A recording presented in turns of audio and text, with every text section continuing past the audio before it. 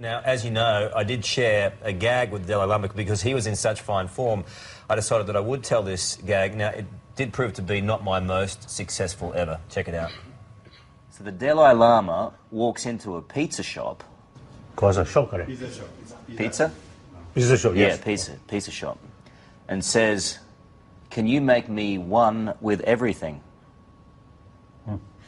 What's that? That's what it. Oh, yes. Do you know what I mean? Can you make me one with everything? Theoretically possible. Oh, I knew that wouldn't work.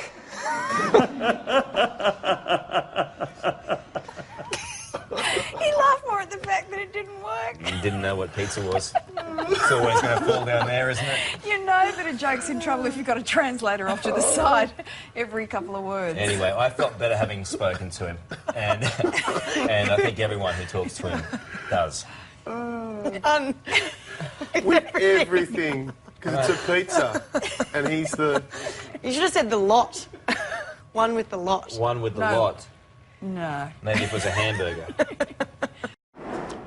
And England skipper Andrew Strauss arrived in London, proudly showing off the little urn. They'll spend 4 days at home before flying out for the World Cup. And Belinda, I just can't understand how something so small can be so impressive. Well, Mark, you would know about that. Thank you very much. Weather's next with Jane Riley, but first, here's George Negus.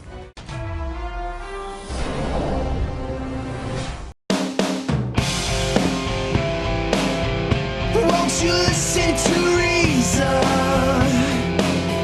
Will you open your eyes? It's a wonder what you'll find with an open mind. You may be surprised. Yeah.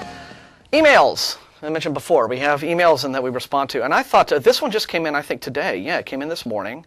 And I thought that I wanted to go on the show today and not do my usual thing of, well, I don't have a topic, let's just, you know, how I am with Matt, right?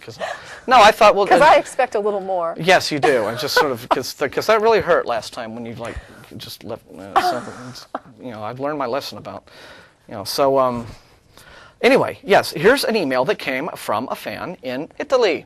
And his name is, well... Yeah, I'll just say Sergey. Yeah, you can go ahead and tell his name. Guy, and what he's essentially, he's an atheist. He's one of our viewers. And I told him that I was going to go ahead and address this today on the program because I thought, well, okay, I can just email him back. But no, this one's a really great one to sort of take down publicly, live, with blood and pie afterwards. He is in a discussion or an argument with a professor. Okay, with a now I'm astonished at. I mean, I wonder what kind of professor this man can be. Maybe theology. That's possible. Okay, because if this man is a professor, I am astonished to contemplate just how someone this dumb can get a professorship in Italy. I mean, are the educational standards in that? Italy has a wonderful intellectual cultural tradition.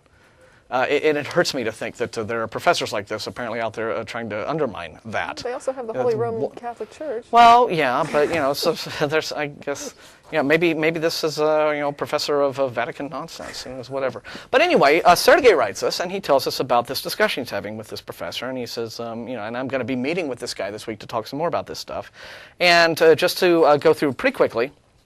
Apparently, he pointed this professor towards this website, God is Imaginary, with some, and the professor responds to some of this, and he starts out by saying, and I'm just going to go through this bit by bit quickly to illustrate just where the apologetics fail is happening, okay, and the making stuff up and the equivocating everything.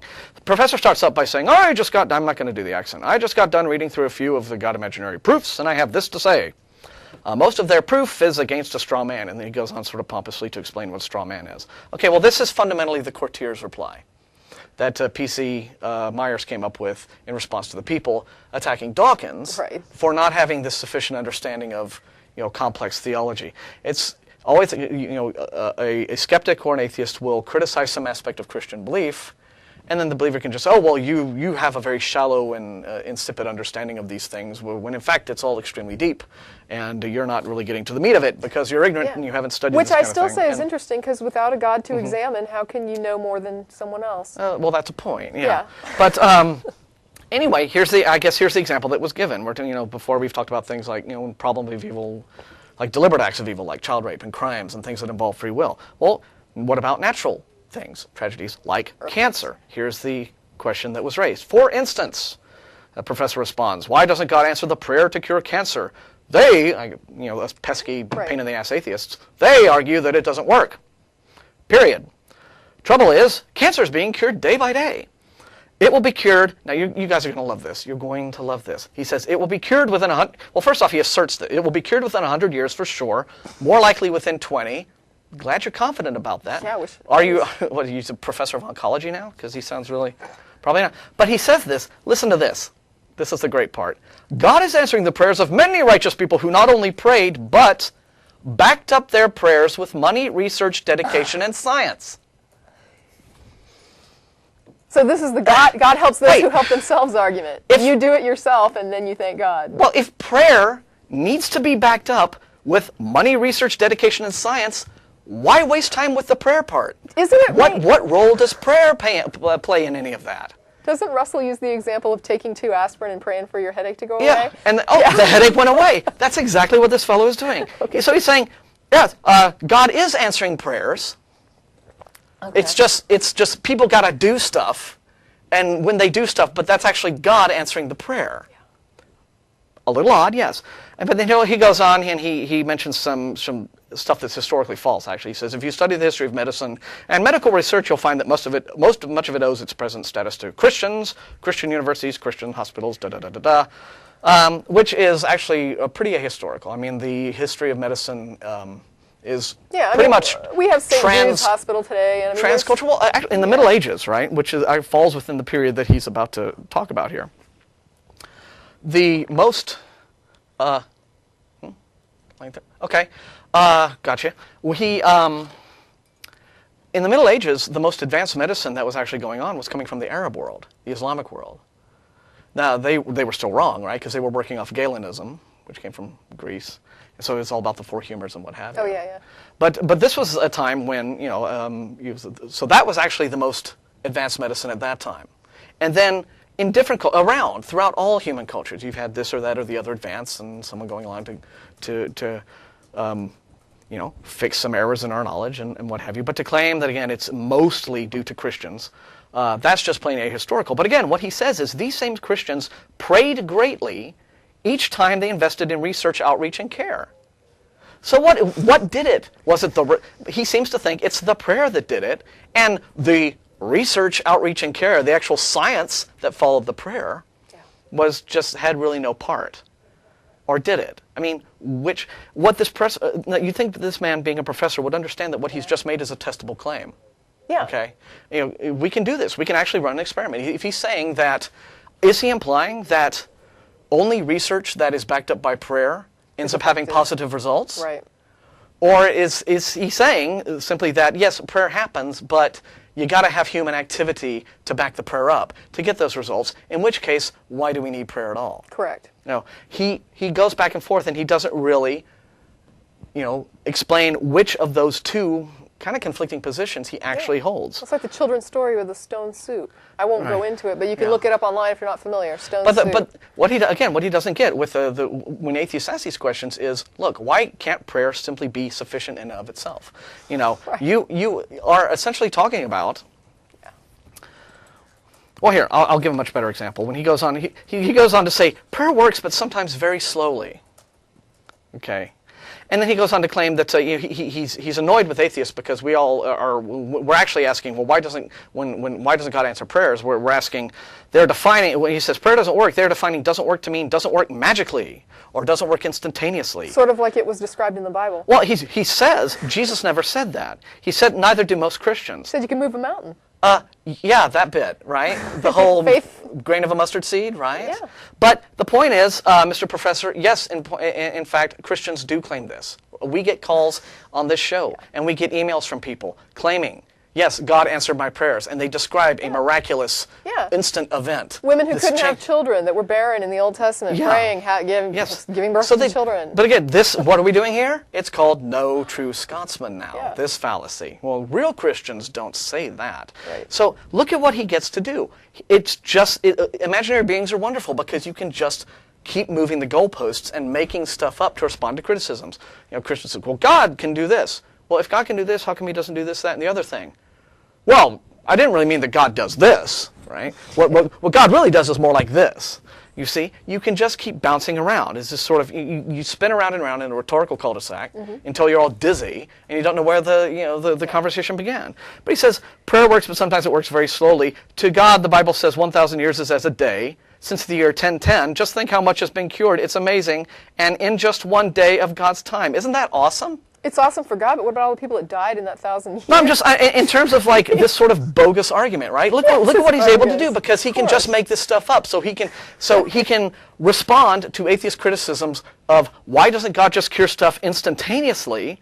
Well, he says, well, God really does. It's just that instantaneously to God is 1,000 years to us.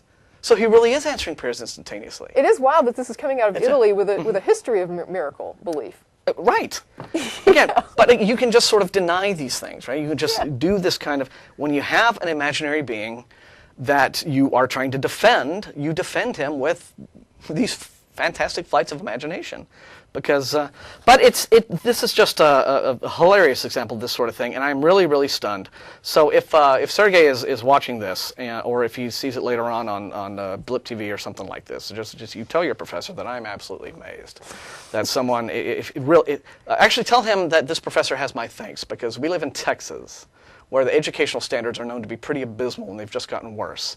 And to know that there is somewhere else other than Texas that a person this stupid can become a professor of anything kind of makes Texas look not so bad this week. So thanks for that, Professor.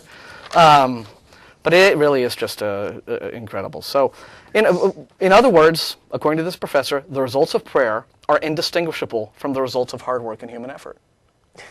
I would agree. Yeah, it's all the same. So I think they are indistinguishable. So that's just some of the apologetics fail that we get in emails, and that some of our viewers and listeners tell us that they hear, and email us some more. The content of this video is produced by the Atheist Community of Austin, a nonprofit educational organization promoting positive atheism and the separation of church and state. If you enjoyed this content and are willing and able to provide a donation, please visit the website below.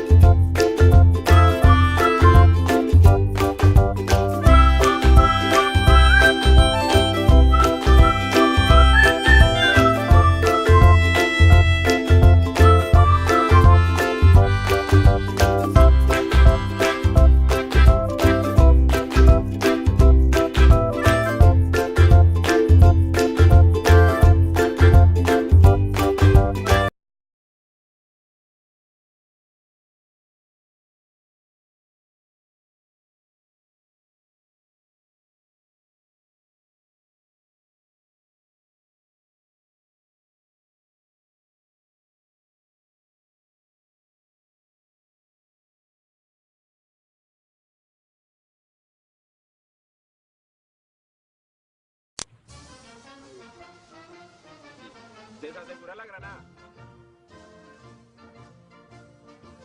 ¿Ya está grabando o no? Sí, señor, ya. Colocar la granada en la boca del juego.